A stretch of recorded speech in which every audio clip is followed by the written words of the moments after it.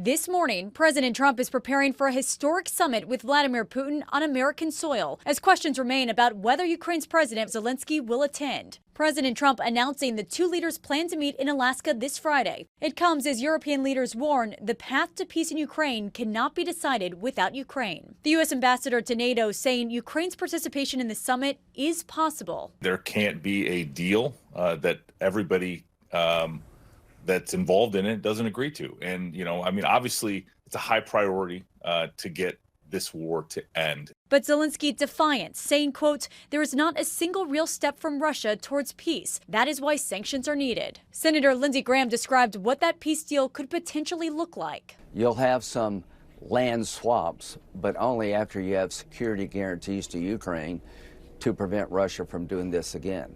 You need to tell Putin what happens if he does it a third time. The timing striking. Trump announced the summit on the deadline day he's set to impose tough new sanctions on Russia if Putin didn't stop the fighting.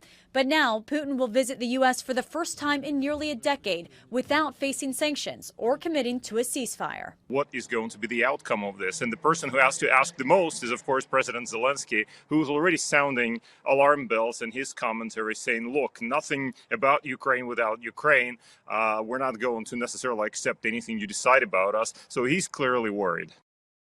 The last time Alaska hosted a high-stakes diplomatic gathering was in March of 2021. That is when senior officials with former President Joe Biden met with top Chinese officials in Anchorage. Nicole D'Antonio, ABC News, Washington.